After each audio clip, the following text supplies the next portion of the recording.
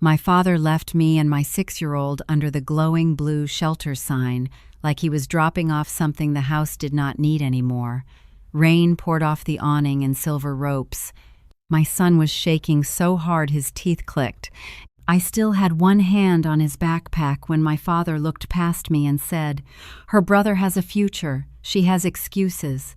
My mother stared at the wet pavement and would not look at either of us. Then their taillights pulled away through the rain, slow and red and certain, while I stood there with one duffel bag, a sleeping blanket, and a child who kept pressing into my side for warmth. I did not run after them. I did not scream. I remember hating that about myself for a second. Then a black sedan curved to the curb so smoothly it looked unreal against the flicker of the shelter sign and the dirty water running along the gutter. If you have ever stayed too long where people only loved your usefulness, listen to this carefully. Some lessons do not arrive like wisdom. They arrive cold, public, and humiliating, with your child shivering beside you. I did not have language for it yet, but I knew this much. When people need you silent more than they need you safe, you are already standing inside the truth. And the next 5 minutes changed what that truth was going to cost them. 3 weeks earlier, my son and I had moved back into my parents' house for a little while, which was my father's clean version of it. The messier version was that my apartment lease ended the same month the preschool where I worked cut my hours, and I did not have enough left to cover both first month's rent and childcare. My father said, "Family helps family." He said it in the same voice men use when they want credit before they have done anything generous. By the second week, my brother had taken over half my old room with free weights, protein tubs, and 2 framed renderings of the business he kept claiming he was about to launch. My mother asked if I could keep my son quieter because her nerves were bad. My father kept saying my brother needed the house calm because he was finally building something.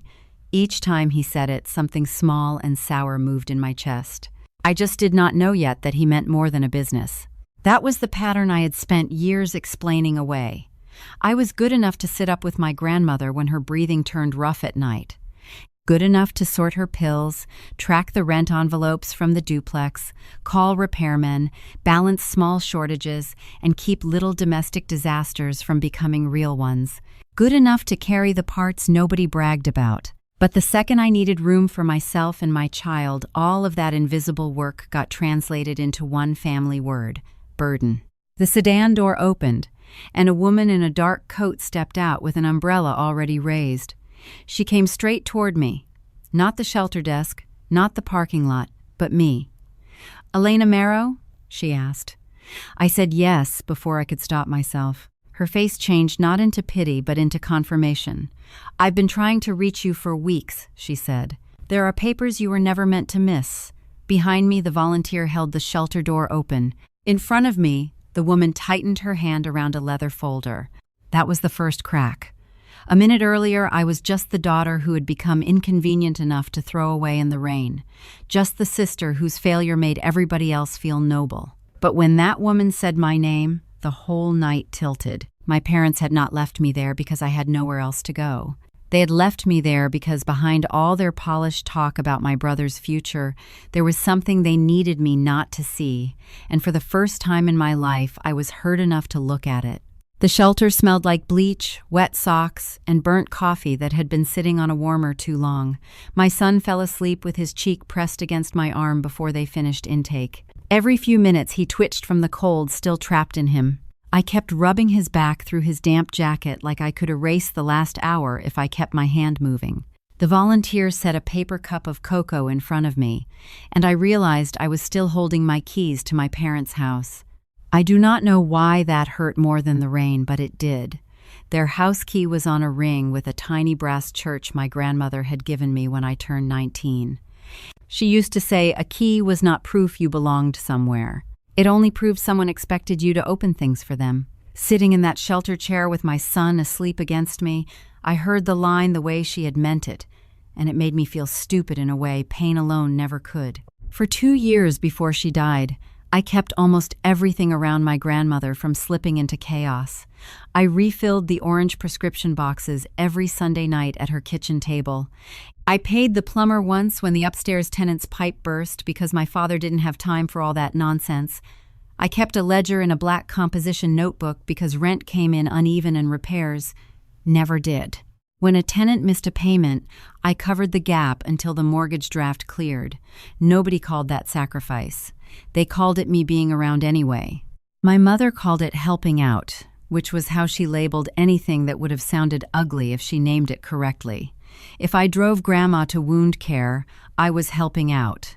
If I missed shifts because Grandma got confused after dark and could not be left alone, I was helping out. If I stayed up listening for the oxygen machine because my father had work and my brother said hospitals made him uncomfortable, I was helping out.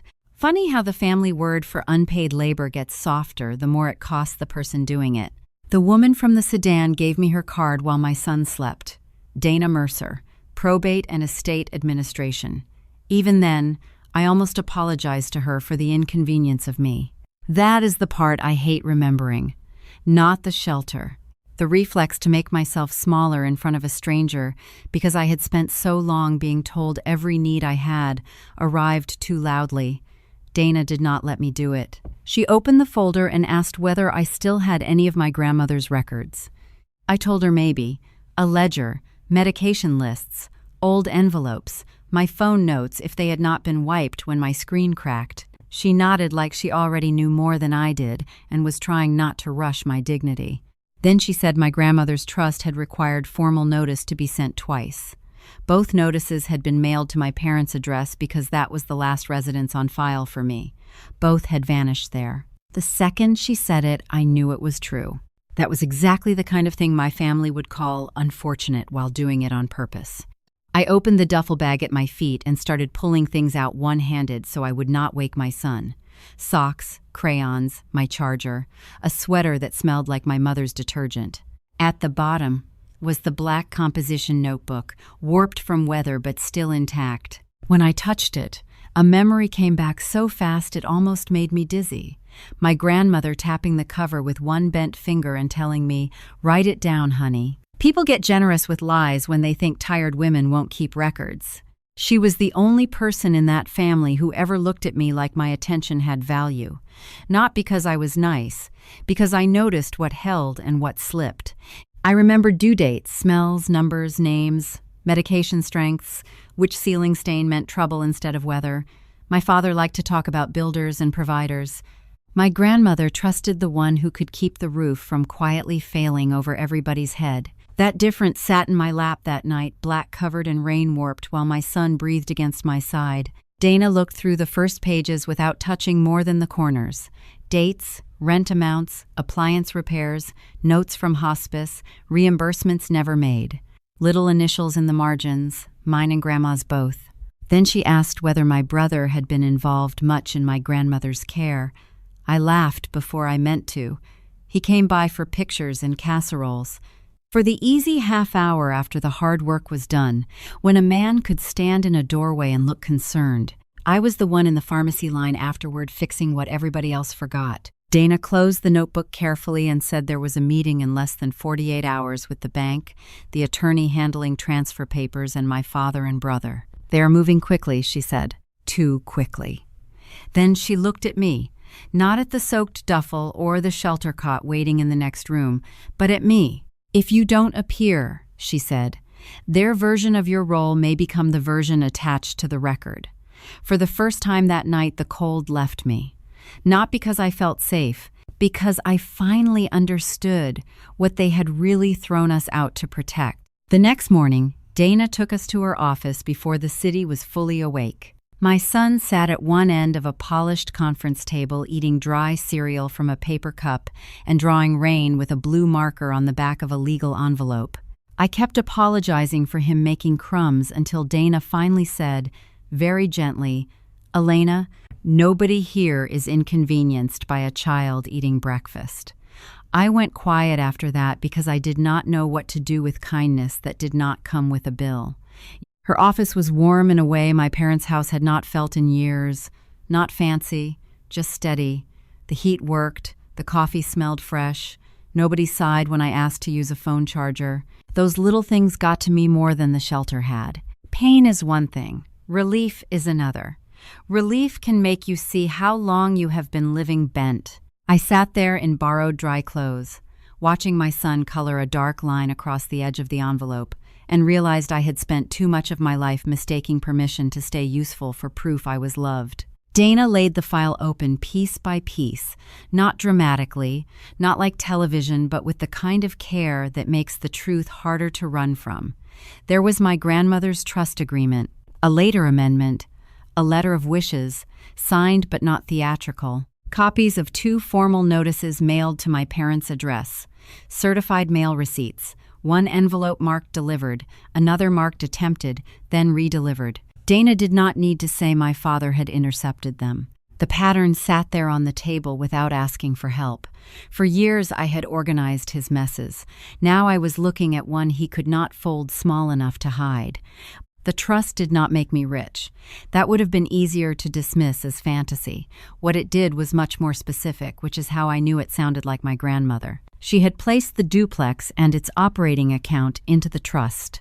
She named me successor trustee if she died or became incapacitated, citing continuous management, caregiving reliability, record discipline, and demonstrated familiarity with the property. There it was in careful, plain English, not daughterly devotion, not sentiment, not reward for suffering. Competence, mine, written down where no one could talk over it. There was more. Net income from the duplex was to be used first for property costs and reserves, then for housing stability for me and my son. Any refinancing, sale, pledge, or transfer required my written approval as acting trustee. My father had no authority over it. My brother had none either. Dana slid over a separate memo from the bank contact. My father and brother had represented the duplex as family-controlled collateral for a business line tied to my brother's new venture. In their version, I was temporarily dependent, with no operational role and no vested interest substantial enough to matter. I actually put my hand over my mouth when I read that sentence, not because it shocked me, because it fit too perfectly. That was the part that made me feel sick. People think betrayal is always loud the first time you see it clearly. Mine was quieter. It was the click of several old humiliations sliding into place at once. My father telling people I was between things while I paid repair gaps out of grocery money. My mother calling me emotional whenever I asked for receipts back. My brother saying I worried too much about details right before using the details I kept to save himself.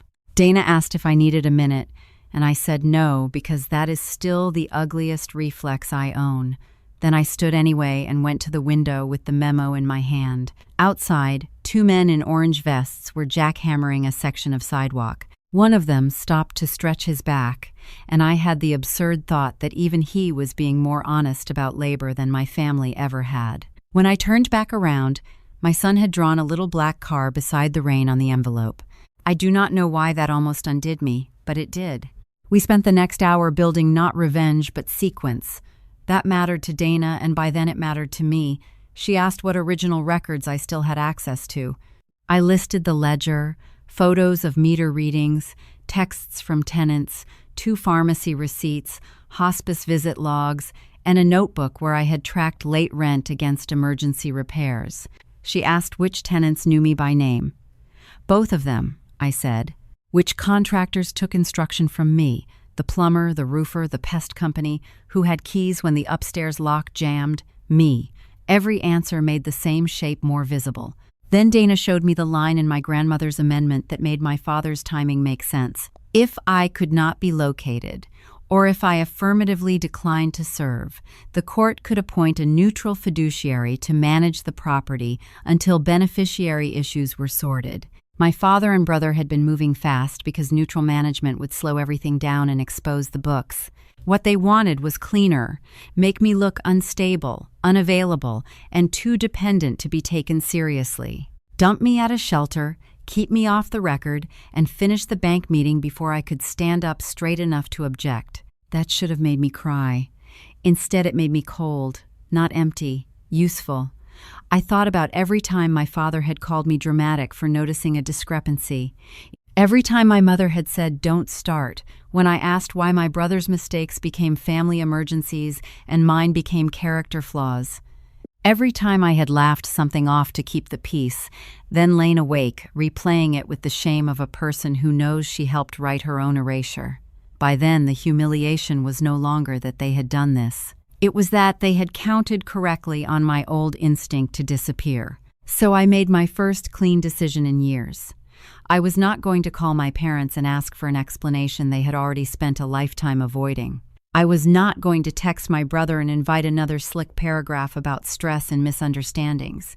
I was not going to enter that meeting as a crying daughter begging to be treated fairly. If I walked in at all, I would walk in as the person my grandmother had named on paper and the person the property had already depended on in fact. I would let their own documents meet the version of me they had worked so hard to bury. Dana nodded once when I said it, like she had been waiting to hear whether I was ready to stop translating injury into mercy for them. Then she told me the meeting time had been moved up by 2 hours. My father had pushed for it that morning. "They may suspect contact has been made," she said. I looked at the clock, then at my son's drawing, then at the trust language with my name in the center of it. For the first time since the rain, I did not feel abandoned. I felt late. And late, I had learned, was still in time if you arrived with the record. The hardest part was not gathering proof. It was seeing how much of my life was already filed inside other people's convenience. While my son sat on Dana's rug pushing a small toy car in circles, I spread my grandmother's records across the conference table. Rent ledgers, utility notes, repair calls, hospice schedules, reimbursement slips clipped to pharmacy receipts. The pile looked less like family history than a second spine somebody had been living off while pretending it did not exist. When you have been the background person for too long, there is a special humiliation in realizing how legible your labor has always been.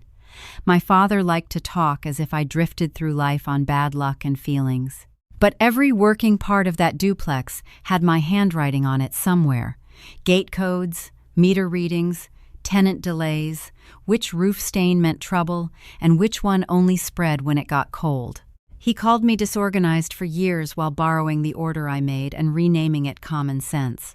Around noon, Dana asked me to listen to 3 voicemails my mother had left on an old number tied to my email backup. Her voice came through soft, almost tired. "Honey, call when you can." Then, "Your father's under pressure. Don't make this harder." Then the last one, careful and brittle. "If you just let your brother get settled, we can sort the rest out later."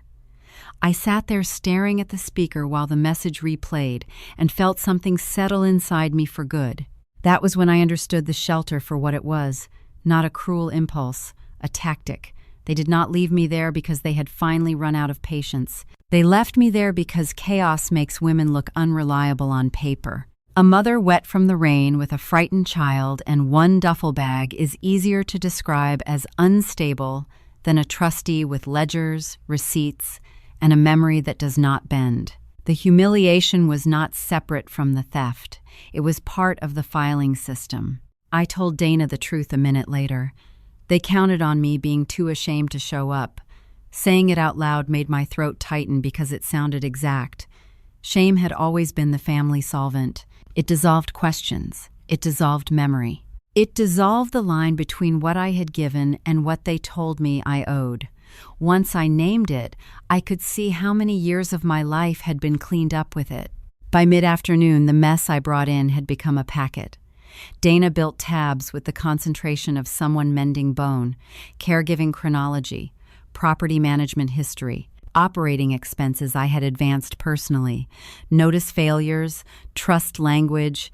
Every so often she asked for a date, and I knew it. Not because I am gifted, because when you are the one holding a life together, memory becomes part of the job. They had mocked that vigilance for years. Now it was turning into structure. The tenants helped more than I expected.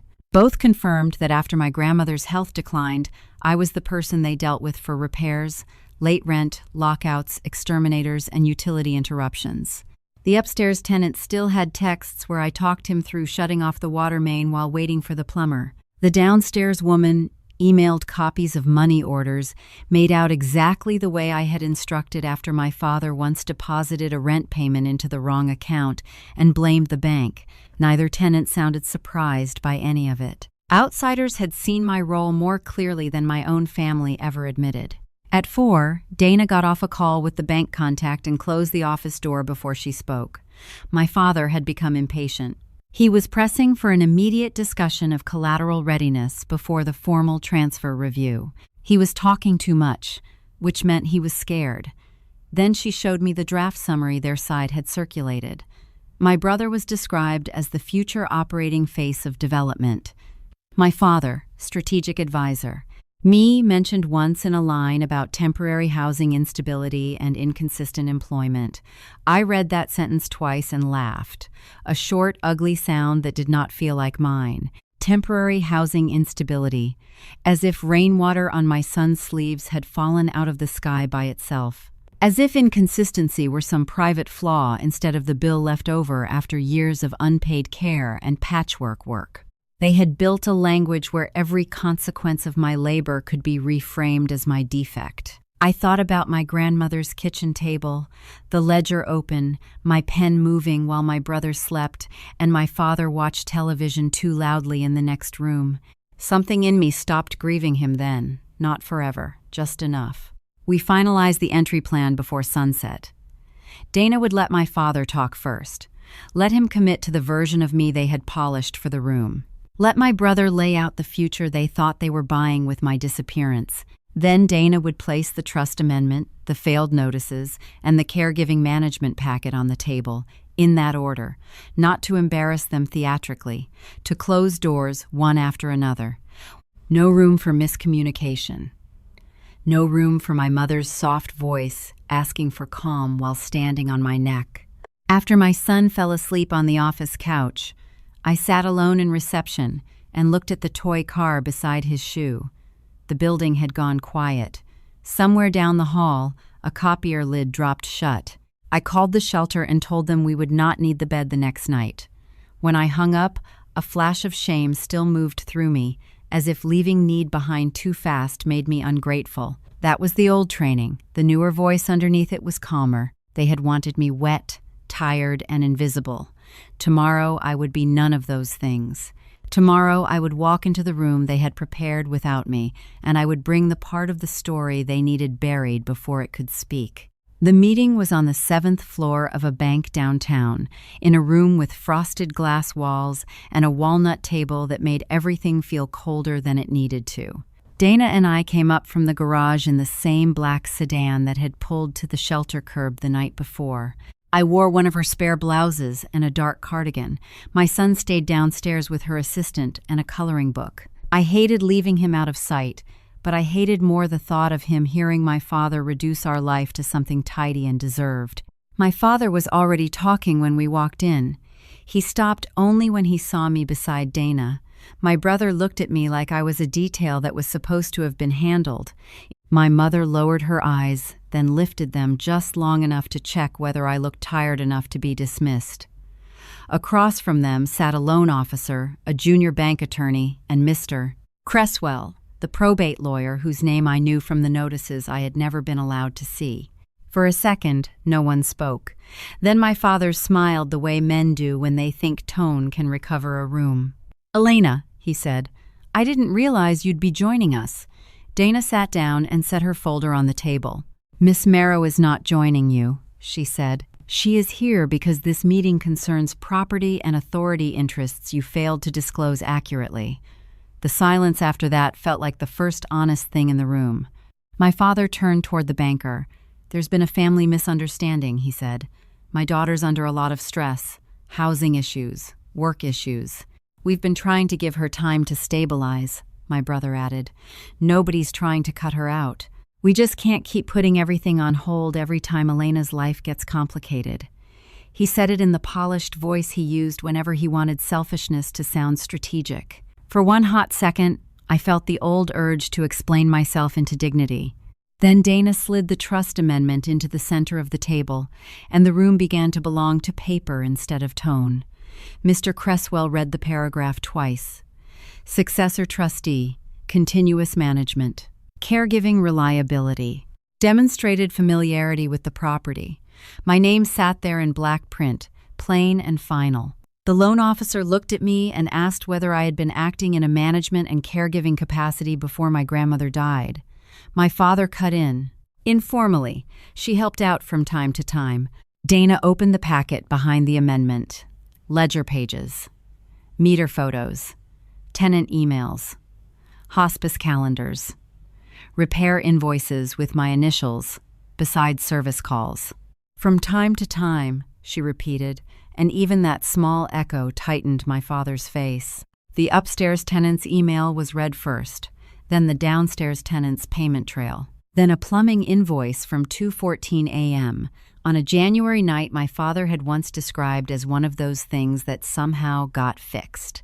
One by one, the room learned what my family had lived on for years without ever naming.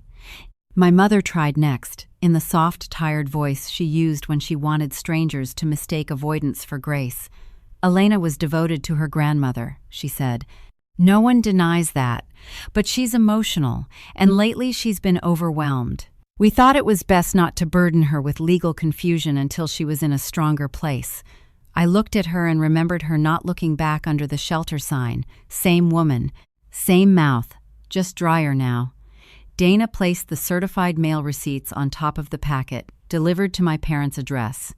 Twice sent, never passed on. That was where the room cracked. The junior attorney stopped writing. Mr. Cresswell asked my father whether he had received communications intended for me and failed to produce them. My father tried indignation. Everything I've done has been for this family, for stability, for the future. My brother jumped in faster. The plan was to leverage underperforming assets and build something bigger. Everybody benefits. Elena doesn't understand the structure.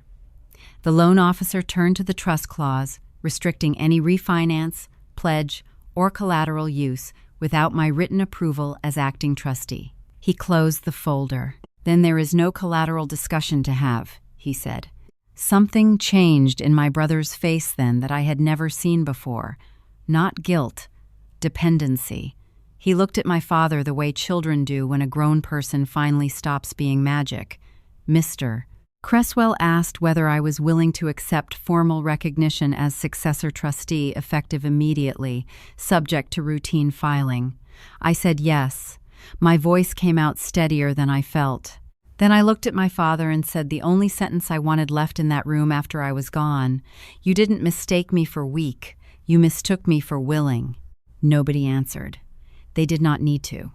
The bank attorney requested copies for the file.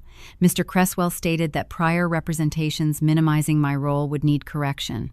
My mother pressed her hands together so tightly, her ring blanched her skin. My brother stared at the closed folder like he could force it back open. My father finally looked at me without performance in his face, and what I saw there was not shame. It was the first clear understanding that I was no longer carrying him where he wanted to go. When Dana and I stood to leave, my father said my name in the tone men use when they have just discovered kindness is not a right. I turned, but I did not go back to the table. He opened his mouth, maybe for apology, maybe for explanation, maybe just to test whether the old reflex still worked. Nothing came out worth keeping. I walked out with the packet under my arm and the black sedan waiting below. The story was no longer theirs. What remained was quieter and harder than victory. Deciding what, if anything, I still meant when I said the word family. We did not go back to my parents' house. Dana had already lined up a furnished short-term apartment through a property contact who owed her a favor and preferred tenants with paperwork instead of drama. By that evening, my son was asleep in a narrow bed with dinosaur sheets that did not match anything else in the room. One sock half off, his hair still damp from a bath he kept calling the hot one.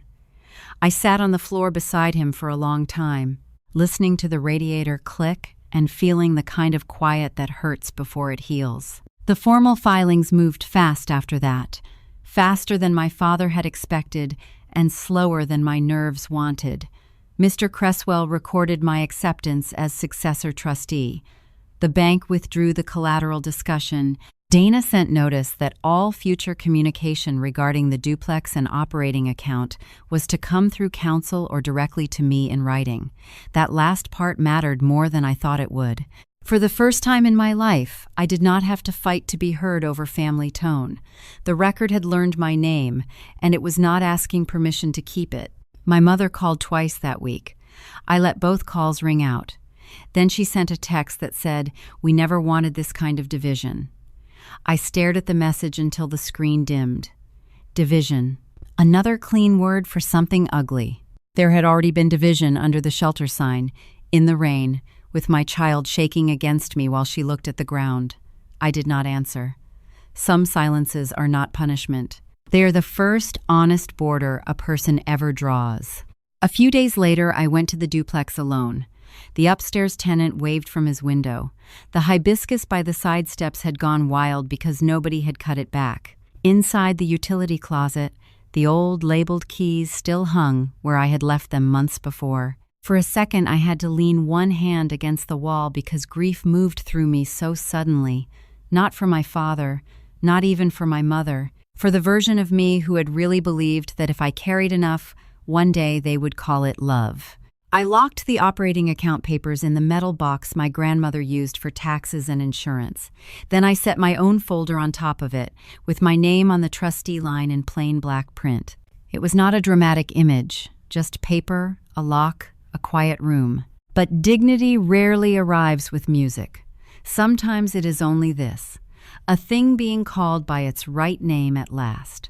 A woman no longer having to disappear for everybody else to feel comfortable. If any part of this sounds familiar, I hope you hear the warning in it before you need the proof. People who live off your steadiness will often call it weakness, right up until the day the record stops them. And if this story leaves anything behind, I hope it is not just anger for me.